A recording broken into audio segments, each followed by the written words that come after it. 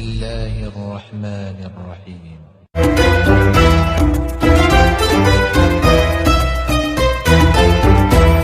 بسم الله الرحمن الرحيم. Assalamualaikum warahmatullahi wabarakatuh.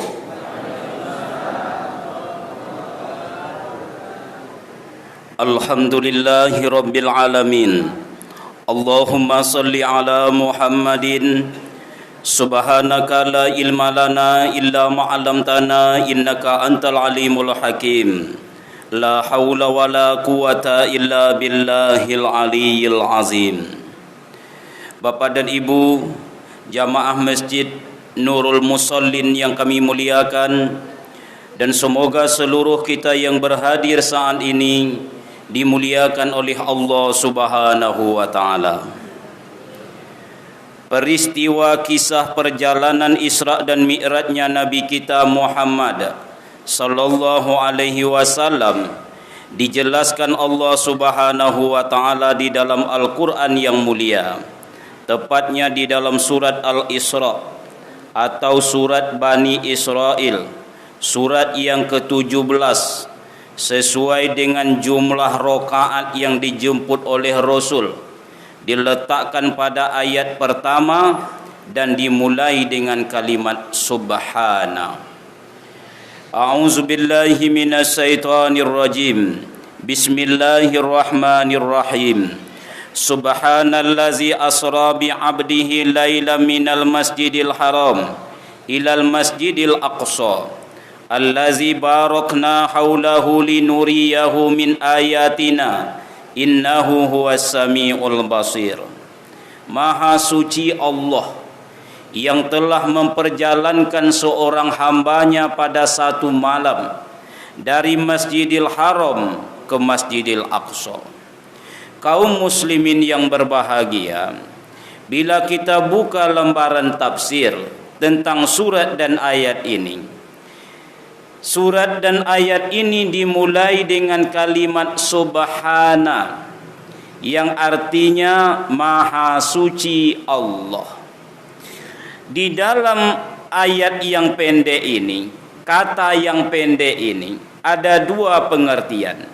Yang pertama, subhana menunjukkan kesucian atau kebenaran, bahwa kisah ini betul-betul terjadinya, bukan hasil tulisan dan rekayasa manusia.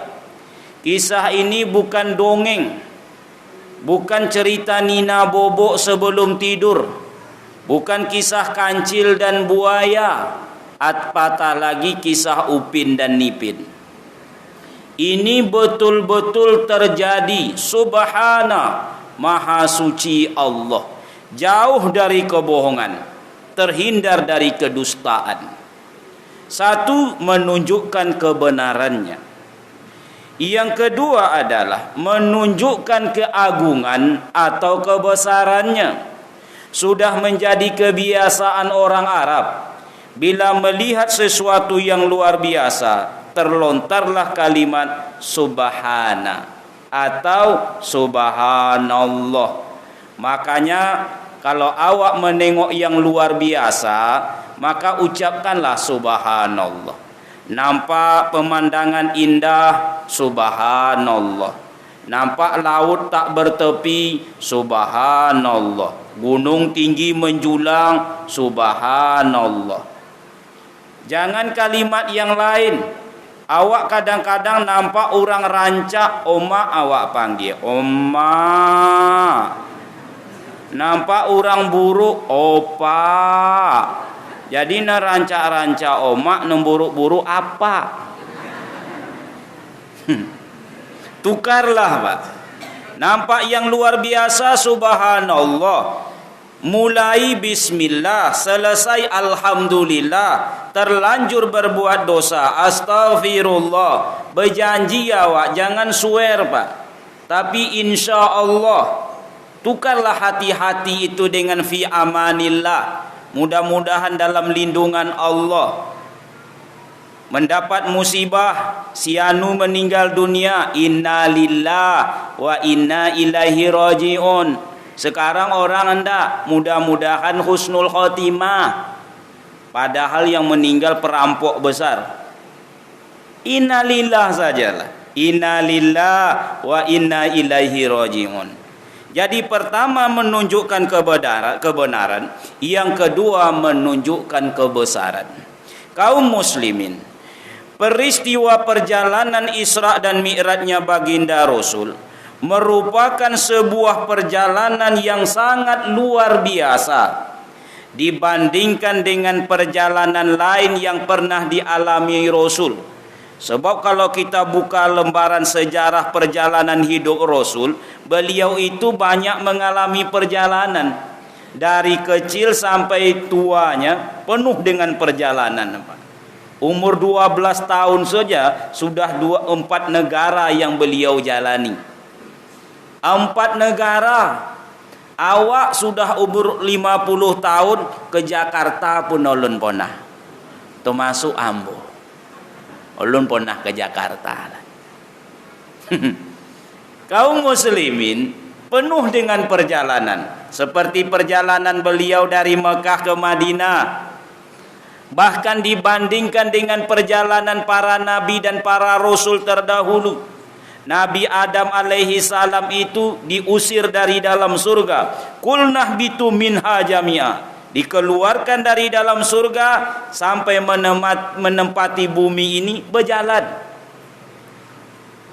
Nabi Musa alaihi salam dikejar oleh pasukan Fir'aun, menyelamatkan masyarakatnya sebanyak 70.000. Di belakang pasukan Fir'aun siap membunuh, sementara di depan terhampar Laut Merah tak bertepi.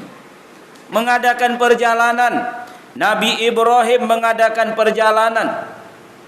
Diwajibkan meninggalkan istri tercinta dan anak tersayang di antara 2 lembah, di antara 2 bukit di sebuah lembah yang tak bertuan, tak berpenghuni. Perjalanan.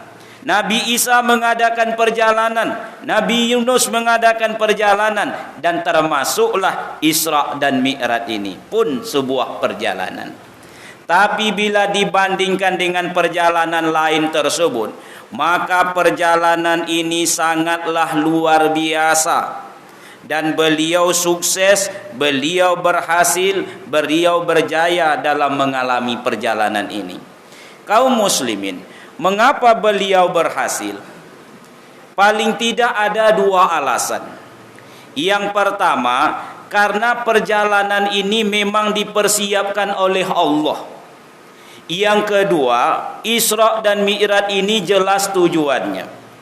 Jadi sejauh-jauhnya awak berjalan Bapak Ibu, kalau sudah dipersiapkan secara matang, insya Allah sukses. Yang kedua jelas tujuannya nak ke mana, insya Allah pun sukses Pak. Jadi 2 inilah yang dibuat oleh Allah kepada hambanya ini. Yang pertama, perjalanan ini memang dipersiapkan. Dan hakikat ini, hidup ini memang sebuah perjalanan. Panjang atau pendeknya hidup ini sebuah perjalanan. Kata Imam Qurtubi, perjalanan itu ada 2. Pertama ada namanya perjalanan jarak pendek, dari hidup sampai mati. Tidak lama tuh Bapak Ibu. Antara 60 sampai 70 tahun saja. Hadis Hasan riwayat Imam At-Tirmizi.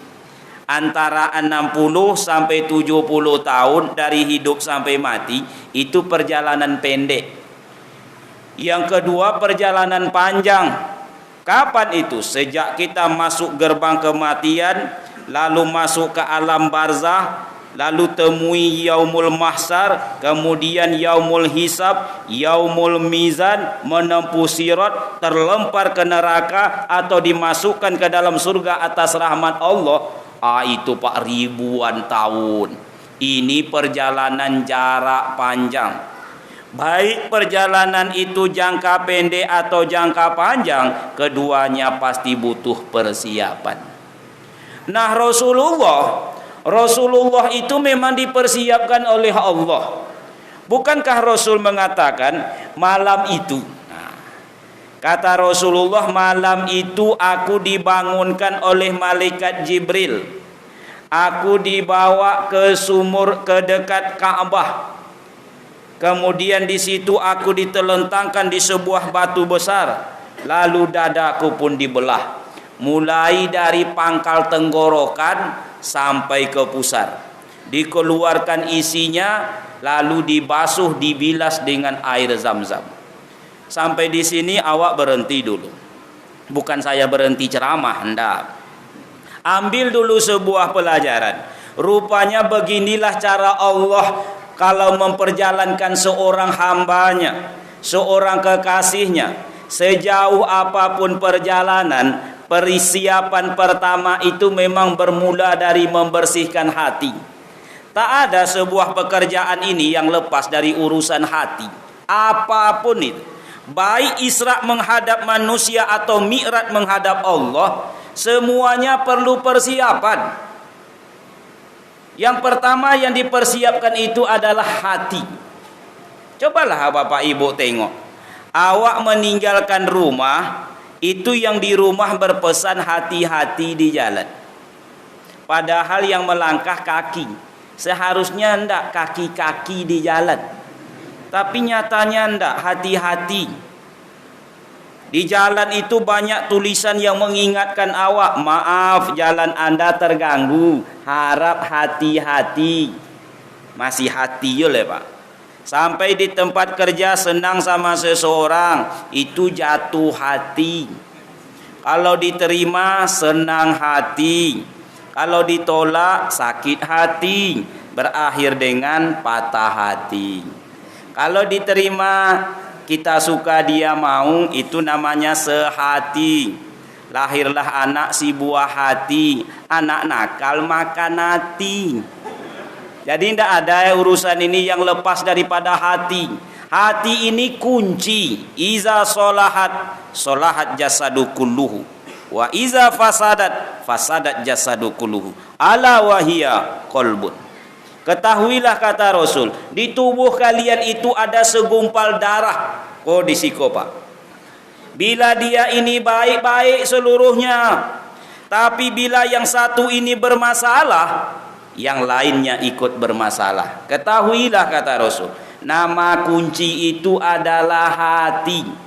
Oleh sebab itu jagalah hati. Kan ada lagunya itu, jagalah hati, itu betul itu. Lagu Indonesia Raya kedua dulu. Jagalah hati, jangan kau kotori.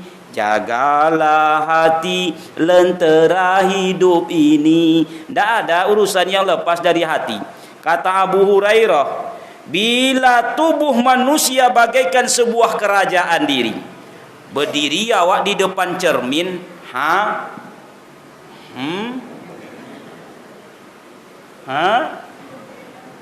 Ini bagaikan sebuah kerajaan Pak. Badan awak ini Bapak Ibu bagaikan sebuah kerajaan. Namanya kerajaan diri. Yang namanya kerajaan kan ada rajanya, ada perdana menteri, ada hulu balang, ada mata-mata, ada duta, ada gudang, bala tentara dan selanjutnya. Begitulah badan awak ini. Ada rajanya ini. Yang menjadi raja kata Abu Hurairah apa? Hati awak nih Yang menjadi perdana menteri nih pikiran. Bisa memberikan pertimbangan-pertimbangan tapi tidak sebuah keputusan. Perdana menteri tidak berhak untuk membuat sebuah keputusan, tapi cuman pertimbangan-pertimbangan. Yang memutuskan hati raja. Mata Pak Ustadz, mata ini cuman sekedar mata-mata Pak. Dia bisa melaporkan urusan di luar itu ke dalam, tapi juga bisa memperlihatkan yang di dalam ini keluar. Makanya orang mengatakan mata adalah jendela hati. Orang tahu isi hati kita lewat menengok mata awak. Maka hati-hatilah Bapak Ibu memandang.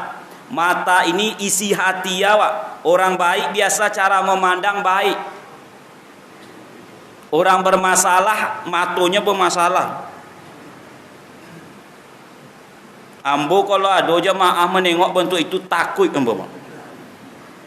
Bentuk kan ditolannya Ustaz.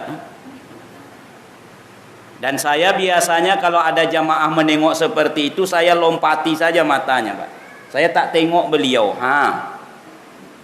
Supaya hati saya pun tak bermasalah menengok dia. Lalu saya mengatakan, ibu-ibu, kalau dia ibu-ibu, umpama ni, mata awak ni bu jendela hati. Kalau ingin tahu hati seseorang, tengok cara dia memandang. Coba ibu tengok kawan di samping, elok tak dia memandang? Ibu yang tadi memandang begini, berubah langsung. Suara ini cuma duta, Pak, utusan. Apa yang disuruh hati itulah yang keluar. Cuman kadang manusia tak yakin dengan perkara ini. Pak Ustadz, ambo Pak Ustadz, lidah memang kasar, tapi hati elok. Karena ada orang tuh, Pak, lidah memang kasar Pak Ustadz, tapi hati elok. Anam, seorang filosof Yunani, mengatakan, melihat hati manusia bagaikan melihat air yang ada di dalam kendi, di dalam cerek. Tak ada orang yang bisa memastikan apa isi cerek itu, Pak. Apakah air susu, air kopi, atau air sirup? Kalau dipandang dari luar, mana ada yang tahu isi cangkir ini? Dia baru bisa diketahui setelah melihat apa yang dituangkan, yang keluar. Kalau yang keluar itu airnya itu putih, itu susu. Kalau yang keluar hitam berarti kopi. Kalau merah, kuning, hijau berarti sirup. Kalau ikut tak lah, itu Pak kosong. Heran nambo kadang penitia musoji kau, Pak. Kalau tabligh akbar tu tolonglah kopi susu sedikit. Kau duduk tadi air putih, di siku air putih ya le. Gombong Ustaz kau dibuatnya. Tapi kan awak nak membangun biaya lah, Pak. Nah, kaum muslimin yang berbahagia, jadi yang pertama itu adalah bersihnya hati, Pak. Maka hati-hatilah awak dengan hati, Pak. Karena orang yang paling beruntung Isra dan Mi'rajnya menghadap kepada manusia, konontah lagi menghadap Allah, adalah orang yang mampu membersihkan hati. Qad aflaha man zakkaha wa qad khaba man dassaha. Dan beruntung itu kata Allah orang yang mampu membersihkan jiwanya. Yang merugi itu kata Allah orang yang membiarkan hati dan jiwanya kotor. Sebab yang menghadap kepada Allah adalah hati. Yauma la yanfa'u malun wala banun illa man atallah biqalbin salim. Ada hari tidak berguna harta dan anak yang banyak, rumah nan batingke, sedan mangkile, piti balipe, omeh sabele, bini berompek, tidak berguna. Tak berguna rumah gadang, karpet tabantang, makanan taidang, ado udang jorandang, ditambah ampe-ampe Palembang, piti banyak di bang kamanopoi nek kapatobang. Kapan itu? Saat kita menghadap kepada Allah. Cobalah Bapak Ibu tengok, ada ndak satu urusan ini yang lepas dari hati? Berwudu awak, rukun wudu 6, nomor 1 niat. Niat itu hati. Solat awak, rukunnya 13, nomor 1 niat. Niat itu hati. Puasa awak besok Ramadan, rukunnya cuma 2, nomor 1 niat. Yang kedua menahan diri dari yang membatalkan puasa sejak terbit fajar sampai tenggelam matahari. Nomor 1-nya tetap niat, dan niat itu adalah hati. Innallah la yanzuru ila ajsamikum. Bahkan Allah nilai pertamanya tak jatuh kepada badan. Sebab kalau di badan inilah penilaian kemuliaan awak. Awak ni tak berhak masuk surga dah, Pak. Yang masuk surga itu yang ganteng-ganteng, yang tampan-tampan, bintang-bintang sinetron. Itu masuk surga. Kalau bantu ustaz kau, pendek, bule, hitam, kolek, tak masuk surga. Betul, Pak. Makanya tak kalah datang perempuan tua kepada Rasul, ya Rasulullah, kabarnya perempuan tua ni tak masuk surga. Ya, kata Rasul, orang tua tak masuk surga. Karena kalau dari segi jasad awak ni tak akan masuk. Jadi atuk-atuk, nenek-nenek ikut tak akan masuk surga. Mak iyo tu ustaz, iyo. Masa ustaz berbohong? Ayolah. Kaum muslimin, kata Rasul, kalau nenek itu beribadahnya begitu masuk surga, cuman tidak tua. Mudo bontuk mainang pulau kampai. Konon tua-tua kau besok pak, nak masuk surga kayak tua kayak gini, tapi mudo. Hidup dijalani dengan hati. Yang kedua adalah Rasul mengatakan, setelah hati ini dibasuh dengan air Zam-Zam, datanglah malaikat membawa bejana yang isinya ada 2. Bejana itu dari emas. Isinya ada 2. Yang pertama kata Rasul adalah al-iman. Bagaimana bentuknya wallahu a'lam. Yang kedua adalah ilmu atau hikmah. Rupanya kalau ada 2 perkara inilah baru Allah akan mengangkat derajat seseorang. Yarfa'illahu allazina amanu minkum wallazina utul ilma darajat. Allah baru mau mengangkat derajat seseorang kalau ia memiliki 2 perkara. Sementara awak tahu pelayanan ini ditentukan oleh derajat. Makin tinggi derajat, makin hebat pelayanan besok dalam surga. Untuk mendapatkan itu, ini 2 perkara inilah. Yang pertama iman, yang kedua ilmu. Ada orang beriman bu, tapi tak berilmu, tak baik itu dong. Dia rajin pak taat, cuman tak punya ilmu. Ada orang berilmu tak punya iman, itu pun tak betul. Indonesia itu itulah dia, bukan kekurangan orang pintar, tapi kekurangan orang benar. Orang berilmunya banyak apa? Orang yang beriman yang konon payah. Iman yang bagaimana yang dimasukkan Jibril ke dalam hati Rasulullah? Anda sembarang iman. Iman ini ada levelnya 3. Ada orang beriman sekedar pengakuan. Bapak beriman, beriman. Ibu beriman, beriman. Apa tanda bapak ibu beriman? Dikeluarkannya KTP. Kenye Ustaz nih? Tinggal di dusun Sopang, desa Lereng. Agama Islam. Sekedar pengakuan. Ada yang level kedua, pengamalan. Ini rata-rata awak yang hadir ini level 2 lah. Yaitu pengamalan. Orang lain solat, bukankah awak solat? Orang lain puasa Ramadan, awak ikut puasa. Orang lain berinfak, awak ikut sedikit banyaknya berinfak. Orang lain berzikir, awak berzikir. Ini sudah level 2. Tapi yang dimasukkan Jibril bukanlah sembarang iman. Yang dimasukkan Jibril itu iman sampai level 3. Maka iman inilah yang ditularkan Rasul kepada para sahabat. Wajar sahabat itu dijamin Rasul masuk surga. Abu Bakar fil jannah, Umar fil jannah, Utsman fil jannah, Ali fil jannah, Zubir fil jannah, Tolhah fil jannah, Sa'ad fil jannah, Sa'id fil jannah, Abdurrahman fil jannah. Tak segan Rasulullah. Sahabatnya yang ribuan radhiyallahu an. Allah ridho dengan gaya kehidupannya. Kenapa demikian? Iman mereka ini sudah level 3 Pak. Iman yang sudah sampai ke tingkat ihsan. Sudah merasa dia ditatap, diawasi oleh Allah dimanapun dia berada. Tak kala di depan orang, dia merasa ditengok oleh Allah. Jadi bapak ibu ini sekarang sedang ditengok oleh Allah. Manonan mengantuk, manonan tak nampak gini kok. Ditengok oleh Allah. Tak kala sendirian di rumah, ditengok oleh Allah. Tak kala ia solat di depan orang, ditengok oleh Allah. Tak kala ia sendirian solat di rumah, ditengok oleh Allah. Orang kalau sudah sampai ke level ini stabil Pak ibadahnya Pak. Stabil penampilannya, nak ditengok orang, nak hendak dia tetap seperti itu. Kalau menjadi imam dia Allahu Akbar.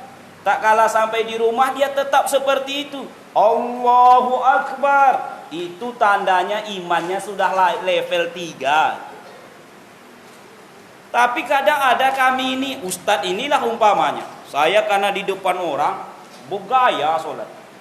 Allahu Akbar. Apalagi terdengar pujian. Mantap gerakan Ustaz. Kalau Ustaz tuh menjadi imam, Masya Allah, terdengar saya pujian, Alhamdulillahi Rabbil Alamin. Suratnya panjang tak terasa, Yasin, tapi pas di rumah, karena tak ada orang, tak ada jemaah, Allah, Alhamdulillah. Ayat yang paling panjang, Inna a'tainaka. Ini akibatnya, Pak. Maka kaum muslimin yang berbahagia, ke dalam hati Rasulullah itu dimasukkanlah iman, dimasukkanlah ilmu. Yang kedua, yang ketiga, kata Rasulullah, lalu aku didudukkan. Lupa pula mematikan HP, maaf Pak. Rasulullah kata Rasul, aku didudukkan di atas sebuah kendaraan buruk, lebih besar daripada keledai, lebih kecil sedikit daripada kuda, jadi sedang, yang kecepatannya sesuailah dengan namanya, Pak, yaitu buruk, yakadul barqu yakhtafu absarahum, hampir saja kilat itu menyambar pandangan mereka. Maka buruk itu diartikan kilat, secepat kilat. Dan ditemani oleh malaikat Jibril. Rupanya dalam perjalanan, sudahlah pertama syaratnya hati awak harus bersih, yang kedua punya iman dan ilmu, yang ketiga inilah butuh sarana dan kawan. Tak mungkin awak tak bisa tak pakai sarana hidup ini, Pak. Perlu sarana. Solat saja perlu sarana. Jangan coba-coba solat tak berkain, tak berbaju, tak berkopiah, pakai kain sarung yo, buluang godang minta ampun. Allahu akbar. Malu awak. Apalagi kalau tak bersarung, tak perlu kan diterima. Allahu akbar. Nah, ini sarana. Ini masjid ini sarana awak untuk beribadah, Pak. Yang memberikan bantuan tadi, walaupun bantuannya itu sebesar telur burung, kata Rasulullah, Allah berjanji akan membangunkan untuk orang itu satu rumah di dalam surga. Amalan sedekah ini beda, Bapak Ibu. Amalan sedekah satu-satunya amalan yang awak sebut besok di kampung akhirat. Awak tak sebut solat, tak sebut puasa, tapi sedekah awak sesali awak sebut. Rabbi laula akhartani ila ajalin qarib fa asaddaqa wa akum minas solihin. Ya Allah, tundalah kematianku walau hanya sesaat, aku akan bersedekah. Kan iya, Pak? Bukan aku solat, aku zikir, aku puasa, aku akan bersedekah. Karena dengan sedekah inilah munculnya sarana-sarana tersebut. Toko Juy ambo tadi menengok musojid kok, Pak. 2 tahun yang lalu saya ceramah di sini, awak masih sampai di Siko kalau tak salah baru. Ya nak? Inilah luas, dah megah, dah rancak. Alhamdulillah lah pakai menara pula, Pak. Jadi agak ragu iyo musojid iku atau indak. Memang luar biasa. Mudah-mudahanlah Bapak Ibu yang ikut membangun masjid ini dibangunkan Allah satu rumah besok dalam surga. Jadi awak ni pastikan pindah, Pak. Untuk pindah tu jangan menumpang ke rumah orang. Kalau bisa ke rumah awak. Udah ndak awak membangun rumah awak di surga. Kalau lun elok bangun kini, Bu. Jual golang, jual kaluang, copek agih kan. Kalau ndak besok bercokak menantu dengan anak awak. Dicoraikannya anak awak tadi bawa nyomeh ibu pulang. Besok pagi jual, agihkan langsung ke masjid. Ndak, iya ni serius, Pak. Kau tengok muku-muku ibu kan takkan berapa lama lah itu, Pak. Ada yang setahun, ada yang 2 tahun, tak percaya. Cubalah. Kalau Ustaz, insya Allah duluan ibu lah ya dulu. Ambo nyusul. Nah, Pak Ibu yang berbahagia, karena butuh sarana. Apa Allah tak sanggup mengangkat Rasulullah naik langsung, Pak? Sanggup. Bukankah Nabi Isa alaihi salam tak ada pakai burak? Langsung diangkat oleh Allah. Tapi Rasul awak ni beda. Dia ini Mustafa iwal mursalin, uswatun hasanatun. Ini contoh Pak, sampai hari kiamat untuk menjalani hidup baik menghadap manusia apatah lagi menghadap pada Allah perlu sarana dan kawan. Memangnya Rasulullah itu takut Pak Ustadz sendirian Isra Mi'raj? Oh, beliau itu orang paling berani. Umur 60 tahun masih menjadi panglima perang di paling depan, Pak. Umur 60 tahun ini jangan tersinggung, dada beliau, perut beliau sama datarnya, langsing. Apa nama badan yang lurus itu? Sixpack. Iya. 60 tahun umur Rasulullah. Awak lah umur 50, porik di muka, pinggang ke belakang. Rasulullah suatu malam terdengarlah di kota Madinah itu seperti pasukan perang. Seperti ada yang akan menyerang kota Madinah.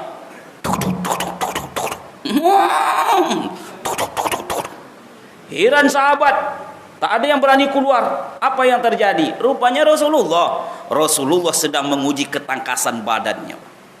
Rasulullah itu orangnya gagah, Pak. Hebat. Nah, kaum muslimin yang berbahagia, tapi di dalam kehidupan perjalanan Isra Mi'raj, beliau berkawan. Makanya kalau berjalan itu sebaiknya berkawan. Makanya saya kalau keluar daerah tidak pernah sendiri, Pak. Pasti ada kawan. Ada kawan saya di luar sana. Tidak boleh sendiri, harus berkawan. Sebab tak ada urusan yang lepas sendirian. Sekaya-kayanya awak, Bu, sekuat-kuatnya awak, Pak, kalaulah mati perlu juga orang lain. Perlu orang memandikan awak, mengapani, mengantarkan ke kubur. Kalau tidak percaya, cobalah mandi sendiri besok.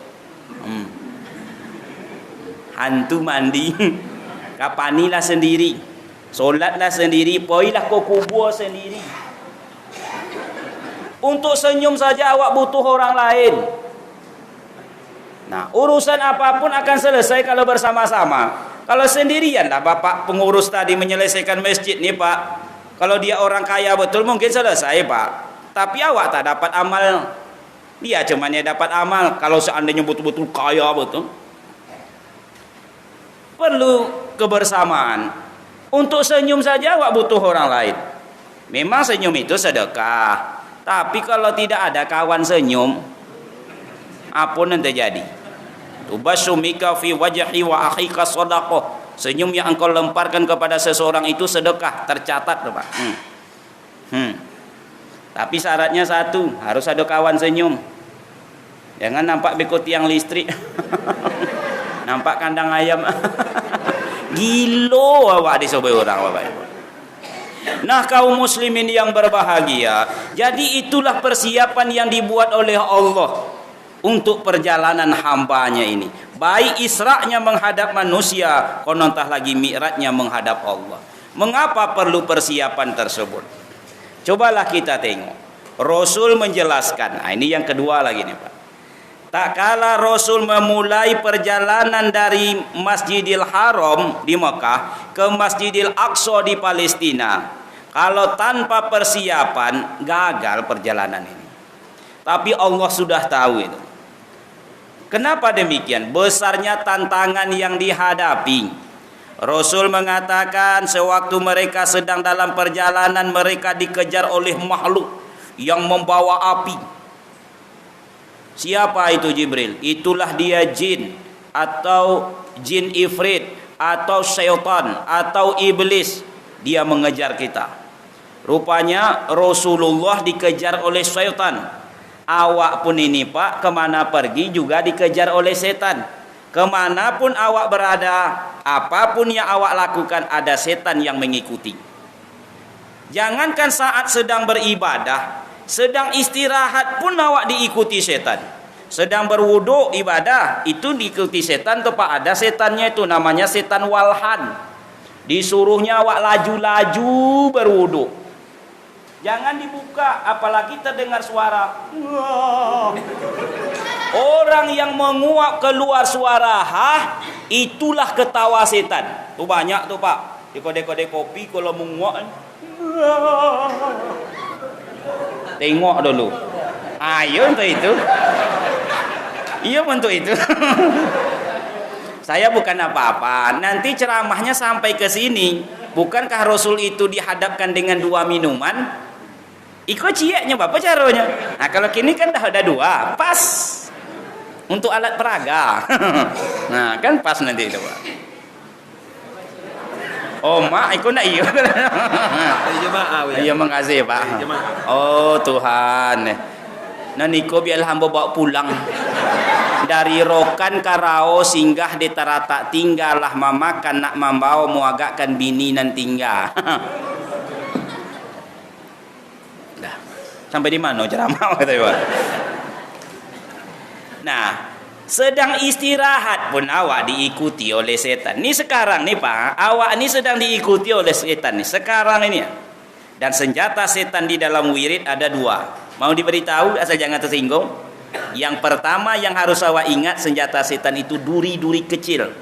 Di mana ditaruhnya? Di tempat duduk. Berapa kali digigit oleh kala, membiru mukanya, tak bergerak badannya Pak. Itu senjata setan. Jadi bagi yang lasa-lasa hati-hatilah Pak. Nanti kalau kuat betul tusuknya itu, Bapak itu berdiri langsung. Yang kedua senjata setan dalam majelis nih Pak. Sebab awak diikuti oleh setan sebagaimana Rasul diikuti, yaitu debu yang dihembuskannya ke mata awak kalau sudah mendengarkan penyiaran agama. Ya tanda orang dimudahkan Allah jalan menuju surga. Tengoklah orang yang rajin dalam majelis ilmu. Man salaka tariqan yaltamisu fihi ilman sahalallahu lahu tariqan ilal jannah. Siapa yang menempuh sebuah jalan yang di jalan itu ia mendapatkan pengetahuan, Allah akan mudahkan orang itu jalannya menuju surga. May yuridillahu bihi khairan yufaqihu fid din. Siapa yang diinginkan Allah kebaikan dalam kehidupan orang itu, Allah pahamkan ia tentang agama. Maka setan paling tak suka kalau awak hadir dalam majelis ilmu. Begitu awak duduk dalam majelis ilmu, maka diserangnya dengan senjata nomor 2. Apa itu? Debu yang dihembuskannya ke mata awak.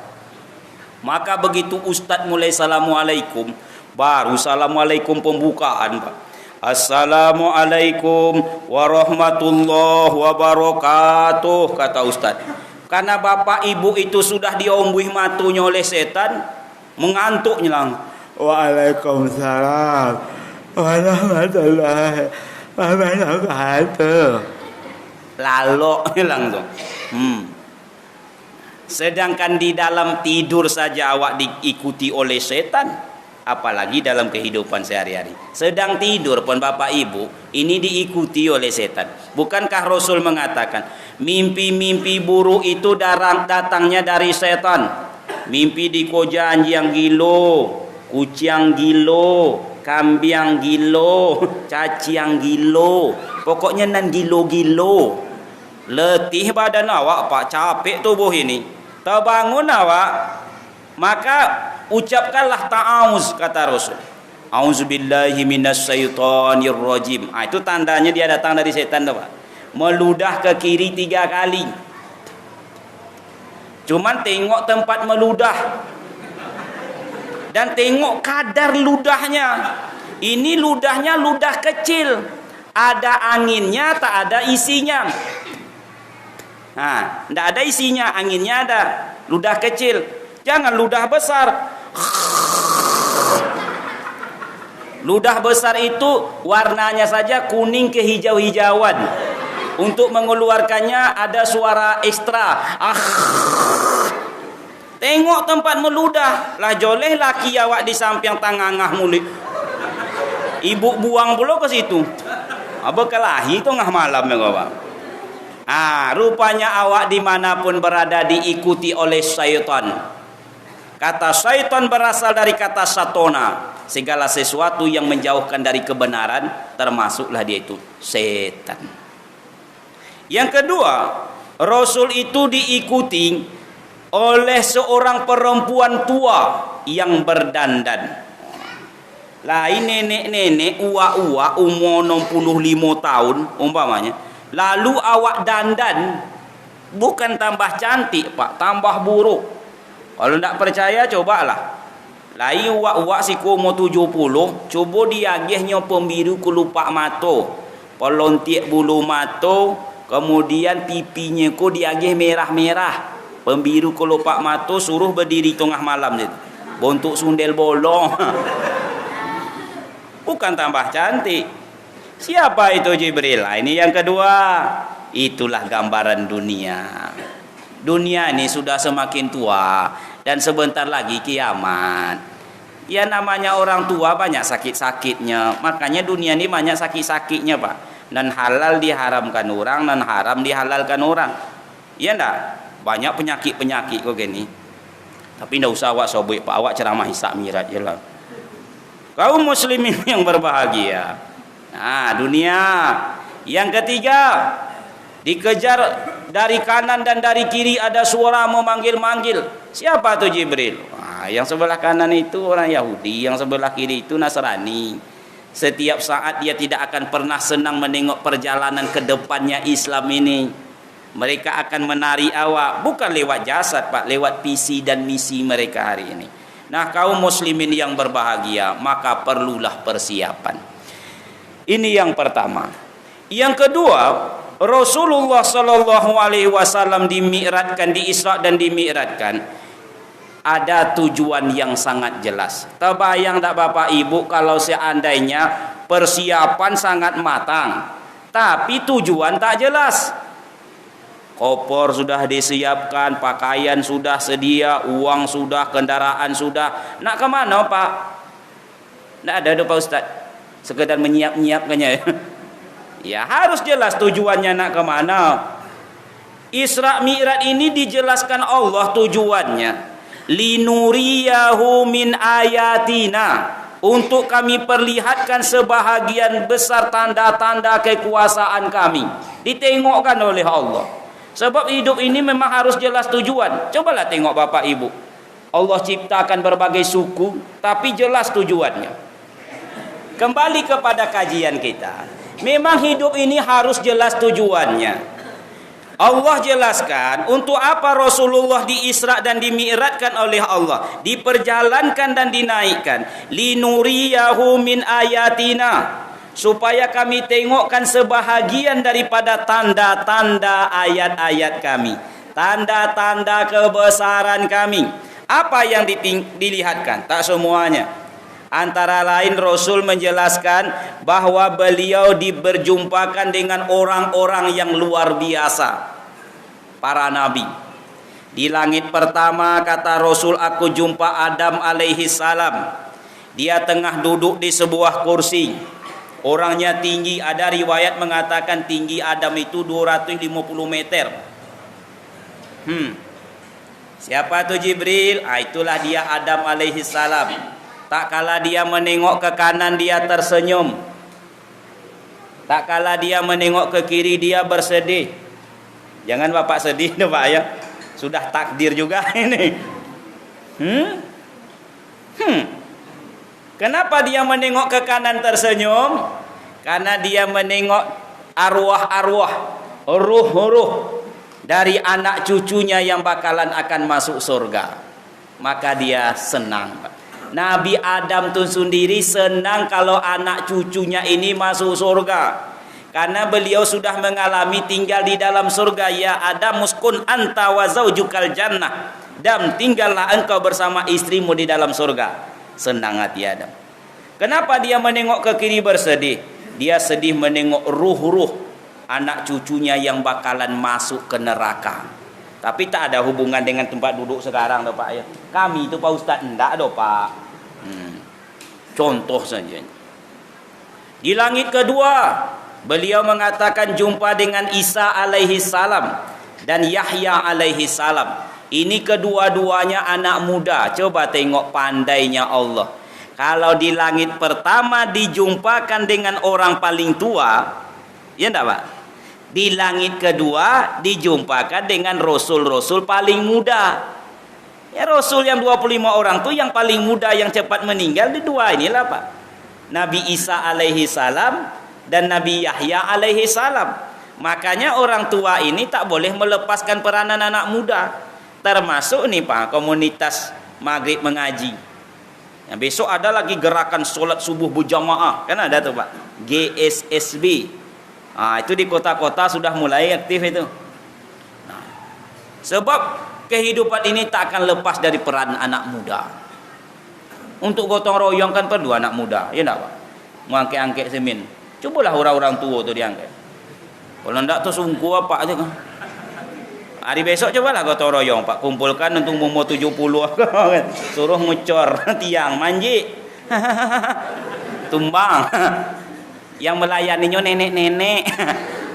Perlu anak muda. Di langit ketiga kata Rasul, aku jumpa dengan Yusuf alaihi salam. Jadi kalaulah Allah jelaskan bahwa dulu ada Adam, ada Idris, Nuh, Hud, Saleh, Ibrahim, Lut, Ismail, Isa, Yaqub, Yusuf, Ayub, Zulkifli, Su'aib, Musa, Harun, Daud, Sulaiman, Ilyas, Ilyasa, Yunus, Zakaria, Yahya, Isa, itu kan baru firman. Iya enggak Pak? Yang nampaknya mana?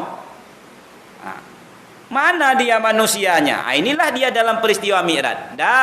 Kalau di dalam Quran itu ada cerita Adam tinggal dalam surga, konyo orangnya Pak. Kalau kau dalam Al-Quran itu jumpa Idris itu pandai, ini dia di langit kedua, di langit keempatnya ini. Kalau kau jumpa Yusuf di dalam Al-Quran orangnya berwajah tampan, ya enggak Pak? Itu dia Yusuf. Di langit ketiga aku jumpa Yusuf alaihi salam kata Rasul.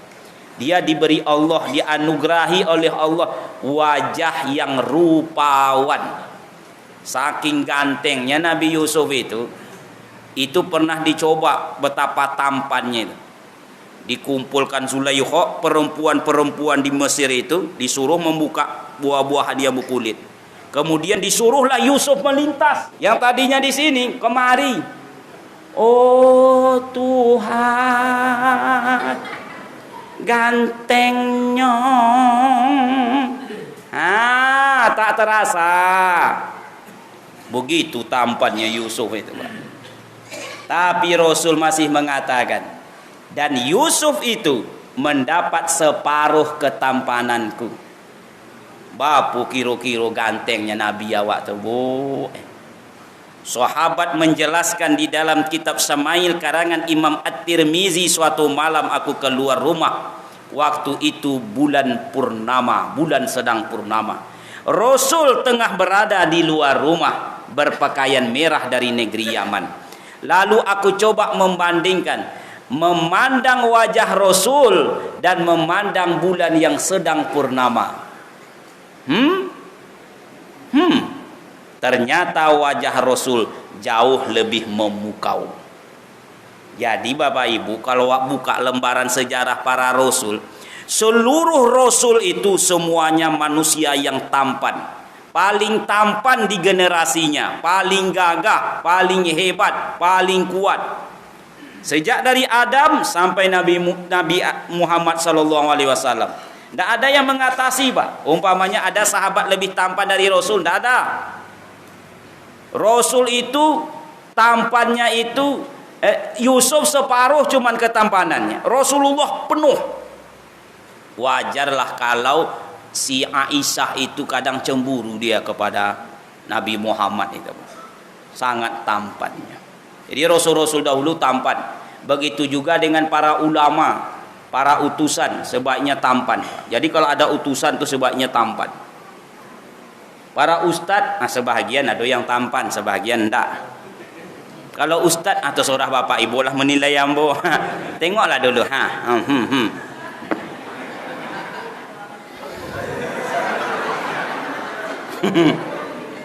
Agak gimana gitulah Pak. Payah menilainya Pak. Orang-orang bentuk ambo kok agak-agak manis gitu. Kaum muslimin yang berbahagia, jadi Rasul diperjumpakan dengan orang-orang yang luar biasa. Di langit keempat jumpa Idris alaihi salam. Langit kelima jumpa Harun alaihi salam. Langit keenam jumpa Musa alaihi salam. Musa itu kata Rasul orangnya badannya tinggi, rambutnya lurus dan kulitnya kemerah-merahan. Orangnya gagah Pak. Oh Musa ini. Sekali tempeleng orang mati, Pak. Bukan di rumah sakit matinya, di tempat dia menempeleng tuh. Wahai pusaka pasar Kipti, dan ini kisahnya di dalam Al-Quran. Bertengkar orang tuh, yang satu mau mengalah, yang satu melawan. Kata Musa, kau tempeleng kau. Tempeleng lah, ditempeleng Musa.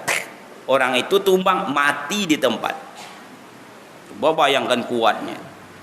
Tapi itu ada doa-doanya itu, tapi tak mungkin saya ajarkan di sini doh, Pak. Kalau ambo ajarkan di sini, kalau kan menempeleng orang, lah Pak Beko, mati orang sekampung.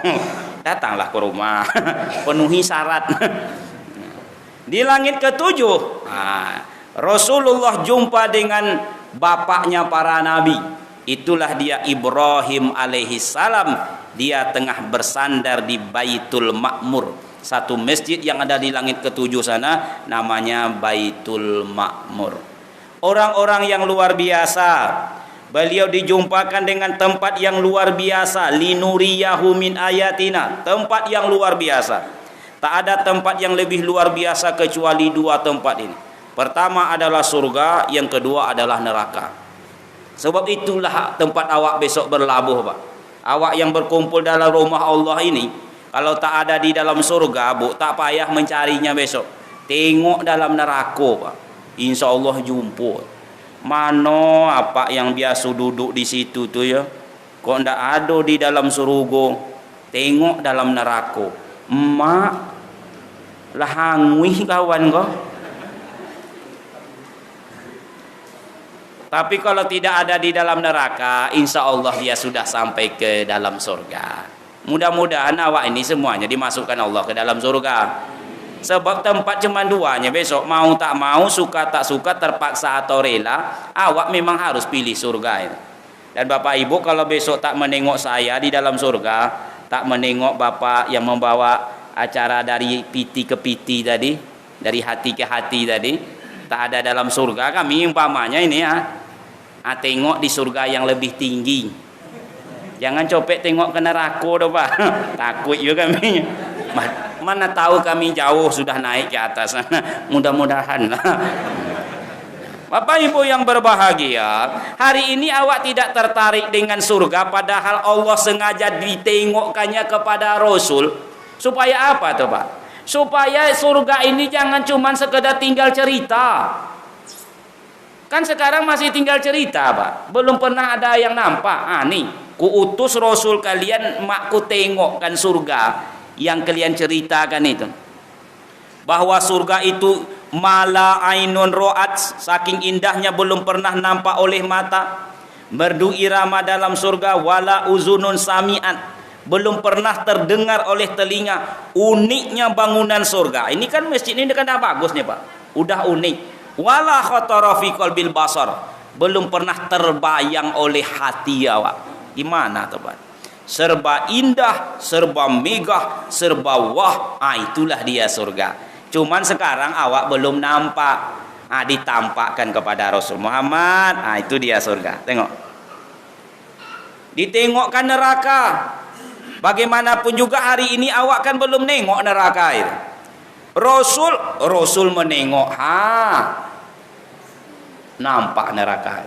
Setelah Rasul menengok itu, Rasul tak pernah tinggalkan doa. Kata Anas bin Malik, 10 tahun tinggal bersama Rasul, doa yang tak ditinggalkan Rasul atau jarang ditinggalkan Rasul, doa terhindar dari azab neraka. Rabbana atina fid dunya hasanah wa fil akhirati hasanah wa qina azabannar. Itu garis bawahi. Wa qina azabannar, terhindar dari azab neraka. Memangnya Rasul akan diazab, makanya Rasul berdoa terus supaya terhindar. Rasul itu orang pertama masuk surga, takkan menyentuh api neraka. Tapi mengapa beliau berdoa? Beliau nampak ngeri azabnya. Kalau seandainya saya, bapak dan ibu sekali-kali diajak dulu ke neraka, tak berani awak melakukan dosa Pak. Kalau yang namanya dosa, ampun Pak Ustadz, ampun. Kenapa Pak? Ambolah menengok Pak Ustadz. Seringan-ringannya azab neraka, seseorang yang disuruh memakai sandal dari api neraka, tak kala dipasangnya menggelegaklah otaknya. Dari gerahamnya ini kata Rasul keluarlah lidah-lidah api. Dari telinga, hidung, mata keluarlah lidah-lidah api. Dia seakan-akan didudukkan di atas kuali yang sedang menggelegak. Dan dia merasakan, akulah orang yang paling berat siksaannya. Padahal kata Rasul, dia itu orang yang paling ringan siksaannya. Mengerikan. Itu seringan-ringannya azab. Ditengokkan tempat yang luar biasa. Kejadian yang luar biasa. Kalau masalah urusan surga ditampakkan oleh Allah. Ditampakkan oleh Allah orang sedang menikmati kenikmatan surga. Dalam surga itu kan ngeri, Pak. Wa akwabum mawdu'ah. Gelasnya itu terisi penuh. Tapi herannya bagaimana? Herannya kalau awak minum di dunia seperti ini contoh ini. Bismillah. Alhamdulillah. Dia bertenaga Ustaz gua kata. Kalau minum di dunia ini, kalau awak minum itu langsung berkurang. Ini contohnya. Ini gelas ini kan segini nih, Pak. Coba saya minum, Pak ya. Ini coba saja nih. Nih. Bismillah.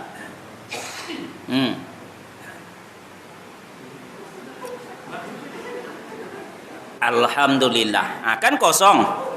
Iya enggak kosong, Pak? Kosong, Pak. Di dalam surga yang kayak gini enggak ada. Wa akwabum mawdu'ah. Gelas itu selalu terisi penuh. Begitu awak minum naiknya. Teung. Buah-buahan awak petik. Kalau dalam surga enggak ada tangkainya lagi doh, Pak. Begitu awak ambil jambu itu, keluar lagi. Karena kalau sudah bertangkai tak bagus. Tapi cobalah petik jambu di dunia ini, Pak. Dipetik, insya Allah 3 bulan baru keluar, Pak. Lihat enggak? Enggak saat itu langsung Mau ambil rambutan awak harus memanjik dulu. Banyak pula koronggo nak menggigit. Besok enggak perlu memanjat-manjat doh, Pak. Sedang berbaring di sini buah-buahan. Sedang berdiri, sedang duduk, enggak payah. Ditampakkan itu.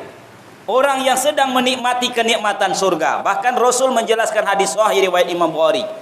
Aku melihat ke dalam surga. Di dalam surga ada seseorang yang tengah mondar-mandir menikmati kenikmatan surga. Dia pernah melakukan satu amalan yang kecil, Pak. Yaitu membuang kayu yang melintang di jalan. Nampaknya kayu dibuangnya. Allah masukkan ia ke dalam surga. Memangnya amalnya itu cuma Pak Ustaz? Dah, mungkin ada amalan lain. Yang jelas dia beramal seperti itu. Tak mungkin pula cuma itu saja. Kalau itu saja enaklah, Pak. Mulai besok Bapak tak usah solat, tak usah zikir, tak usah puasa, tak usah berimpak ke masjid. Kenapa tak solat lagi, Pak? Awalah membuang kayu Pak Ustaz di jalan. InsyaAllah lah. Tak ada, Pak. Ini menunjukkan betapa bahwa Allah membalas orang yang mau beramal. Cuman kadang-kadang tak kala datang hidayah amal, awak tak melakukannya. Ada kadang-kadang Pak hidayah itu datang. Hayya 'alas shalah.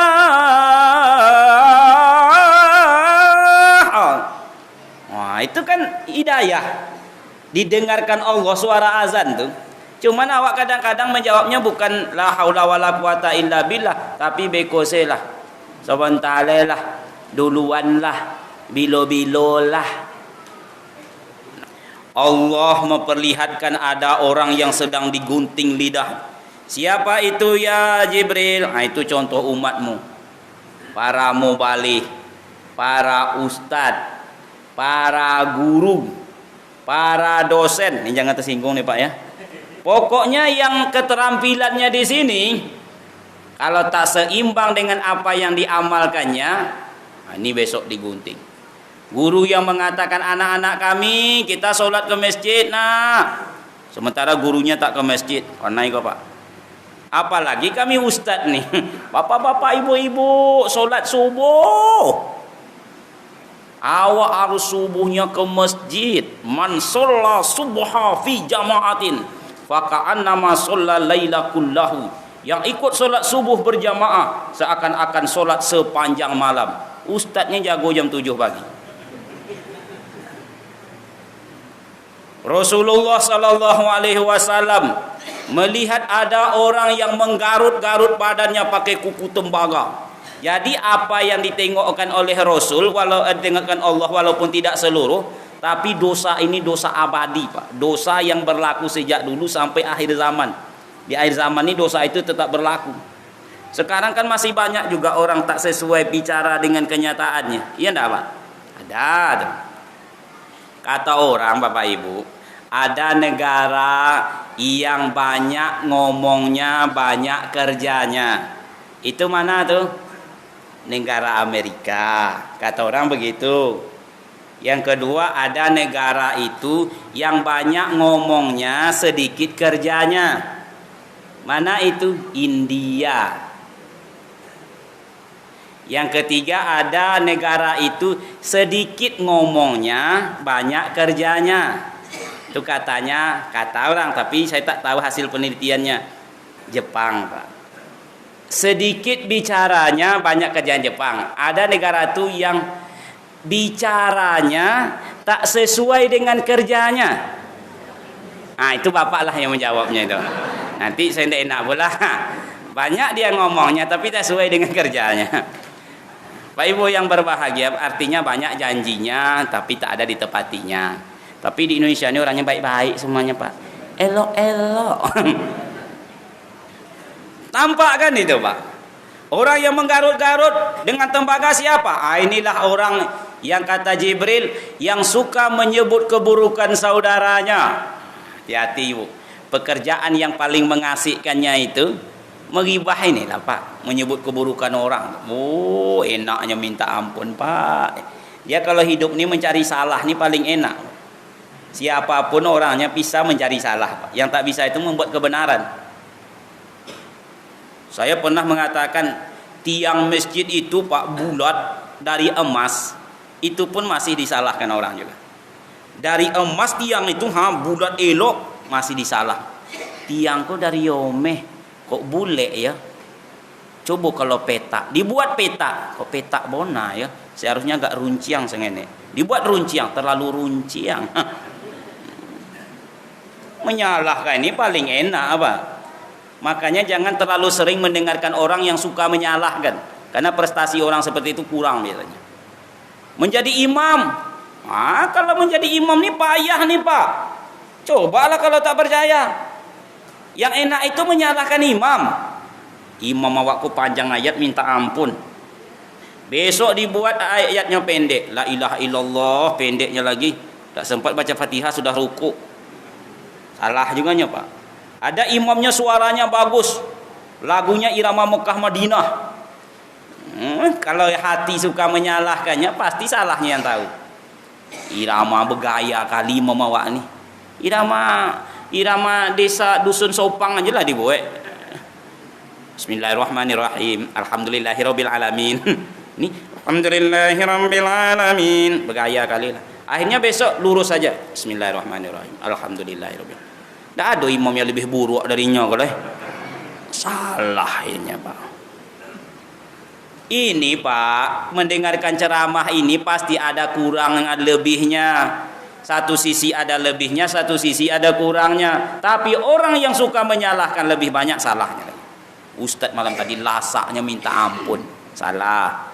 Duduk ustadznya, kaku kali lah ustadz malam tadi, tidak ada bergerak-gerak. Serius ustadznya, mak serius sekali pengajiannya. Lucu ustadznya, gilo kan golak tau re ustadz kah? Salah semuanya. Cobalah ibu-ibu yang berbahagia, pahala ibu pergi memenuhi undangan hari Minggu ibu ke pesta pernikahan, tuh pahalanya besar. Cuman kadang-kadang itulah mulut awak nih. Dari mana, Bu? Dari pesta pernikahan tadi itu Pak Ustadz. Ramai Pak Ustaz, rumahnya besar, tapi itulah hidangannya dua macam. Cik boleh cobodak, cik boleh nangka. Kiki orangnya Pak Ustaz, makanya kayu bentuk itu. Salah. Kalau ibu yang satu tu dari mana? Kami dari pesta juga Pak Ustaz. Tapi kalau hidangannya Pak Ustaz, ada sate, ada soto, ada rujak. Pokoknya 4 sihat 5 sempurna lah. Ayamnya besar-besar. Oh mantap lah tu bu. Ya tapi itulah Pak Ustaz. Awak kan tak menyebut buruk orang dah Pak Ustaz. Aku tengok pengantin terpaksa duduknya. Iya bu, iya Pak Ustaz. Dipaksa. Ndak imbang bentuk pindang di belah kapak. Cie elok, cie ancur. Salah ya le Pak. Jadi Bapak Ibu, orang yang suka seperti itu, siap-siaplah besok menggarut-garut badannya sampai gugur daging-dagingnya dengan kuku-kuku tembaga itu Pak. Banyak lagi peristiwa-peristiwa lain, termasuklah orang yang dikejar oleh api neraka. Siapa tu Jibril? Itu anak yang durhaka sama orang tua. Orang berjalan di dasar lautan tanpa ada kepala, melolong-lolong minta tolong. Siapa tu Jibril? Itu contoh umatmu yang meninggalkan solat. Karena solat itu kedudukannya bagi tubuh seperti kepala di atas badan. Kalau bapak ibu tidak ikut bersedekah, itu masih bisa hidup Pak. Artinya tangannya ini lumpuh, tidak bersedekah, masih bisa. Orang lumpuh tangan kan masih bisa hidup. Serombongan manusia melolong-lolong minta tolong, tak ada kepalanya. Contoh apa tu Jibril? Contoh umatmu yang meninggalkan solat. Jadi kaum muslimin, gambaran-gambaran itu lebih banyak di neraka tersebut. Tandanya manusia ini lebih banyak dia masuk neraka ketimbang masuk surga. Bapak Ibu rahimakumullah yang berbahagia, ditengokkan tanda-tanda kebesaran Allah. Yang keempat, yang terakhir, tanda kebesaran Allah tersebut, Allah wajibkan kepada Rasul itu melaksanakan solat 5 waktu. Inilah yang awak lakukan Pak. Bahwa solat 5 waktu itu merupakan ciri khas seorang mukmin. Man tarakas solat faqad kafara jidan. Siapa yang meninggalkan solat, betullah ia itu seorang kafir yang nyata. Kaum muslimin yang berbahagia, inilah sekelumit tentang sejarah perjalanan Isra dan Mi'rajnya baginda Rasul. Yang jelas, ingin sukses di dalam kehidupan, milikilah persiapan. Mudah-mudahan Allah berikan kepada kita hati yang bersih. Mudah-mudahan Allah Subhanahu wa taala, Allah isi dada kita dengan iman dan ilmu, dan Allah cukupkan kehidupan kita dengan sarana dan kawan sejawat. Rasanya penyampaian ini baik, yang mendengarkan pun orang yang baik-baik, tapi yang terbaik yang bisa memahami lalu mencoba mengambil hikmah-hikmah untuk diamalkan berinsut berangsur dalam kehidupan ini insyaallah. Adapun kesempurnaan hanya milik Allah Subhanahu wa taala.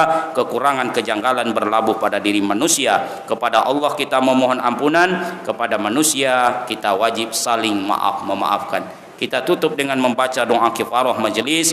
Subhanaka Allahumma wa bihamdika asyhadu an la ilaha illa anta astaghfiruka wa atubu ilaik. Assalamualaikum warahmatullahi wabarakatuh.